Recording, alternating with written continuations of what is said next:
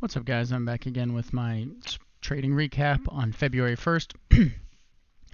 As usual, and as I was kind of saying from the day before, we're trading SPY, especially with FOMC today. If you follow the market at all, and you always see big moves on days like that, and you can kind of see that today. Yesterday, I said that my game plan coming in was unless I saw something that I really liked, I wasn't going to take it. And today, I was actually very pleased with myself. I was able to sit on my hands. There's 3 different entries that I saw at the market open. One was actually on Apple, and then the other 2 were on SPY. I sat on my feet. I went over 3. I didn't touch them because I really wasn't confident. You can kind of just tell on days when there's big news, big data, something like that. The way the market moves is just, it's very choppy. Not a lot of follow through, and definitely not a lot of volume. I mean, look at this volume on the 5-minute compared to after the FOMC. So as for FOMC, my predictions were that either we'd kind of come down and we'd test down, let me pull up the yearly actually, we'd come down and test around the 395 area if we were able to break through this 407. I really thought we'd chop around this 393 all the way up to like a 395 area, and I thought we'd kind of come back down to that. Otherwise, I thought that we'd break above, and as long as we broke above 408, we would easily see the 410, and then depending on how much strength and volume, and depending on what Powell said, see the chart up to 415 up to 420. On my upside, I was pretty easy. I obviously gave myself a wide range, but I was very pleased with my predictions, and it did work out for me personally, and a lot of people in the Discord as well. As for my trades quickly, what we did here is on this pullback, I actually entered a call. This was right when data dropped at 2 o'clock. That's when the interest rate came out. It was what we were expecting, so I didn't really know why we dropped.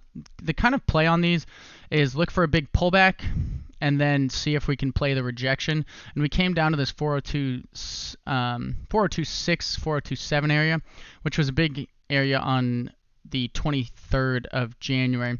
So I played a quick rejection off that, and I actually was able to exit one. And then when we came down the same area, I added 2 more.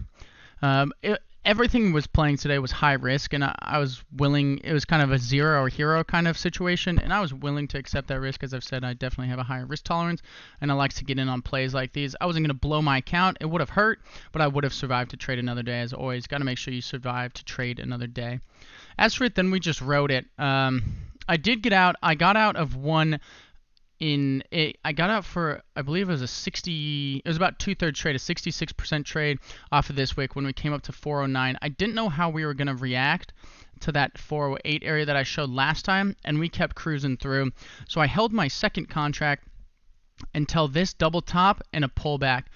I got out early, but I was doing other things, and I was watching on my phone. I just didn't like it. I was sitting there, and I was getting too nervous with it.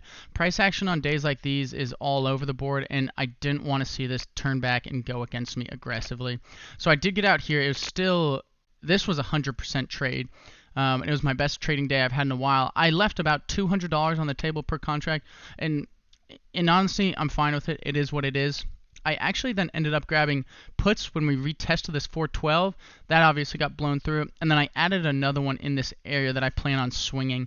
This is all depending on how earnings go and how we play after hours. After hours initially was looking pretty good. We were trending pretty weak, but we did come back, and we're actually pumping right now a tiny bit, a 50-cent pump in the last 5 minutes. So we'll see. Again, on these contracts, I'm accepting zero or hero.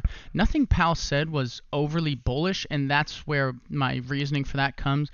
I think I have about a $200 risk on the table, and if that goes to zero, it is what it is. Otherwise, I'm looking for a nice move out of that. For tomorrow, I don't have a whole lot on watch. The biggest thing is I really think if we come back and test this 410 with volume and good support here, this I would just love and absolutely touch and rip up. We could easily see that, high of yesterday of 1358, or just kind of anywhere between this range.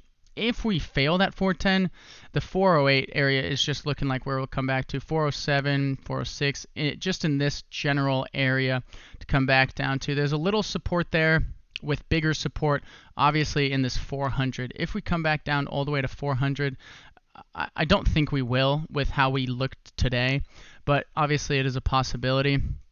The biggest play that I will be watching is that 410 bounce, otherwise a continuation off of this either 411.75, or if we come down to the 4 hour, off of the close of this, which is the 413, or excuse me, the 411.63. So that 411.50 area is really where I'd be looking, depending on where we open tomorrow. If we open above that, come back and touch it, I'd look for bounces off there.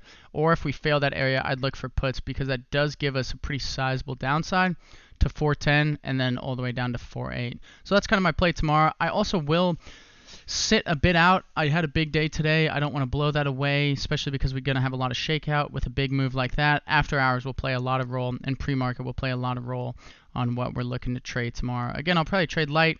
Big day. Don't want to get too ahead of ourselves, and we want to make sure that we end the week green. So we'll take what we can, but always, as always, as I remind you guys, make sure that you always trade safe and trade smart, and we'll see you tomorrow with the next recap.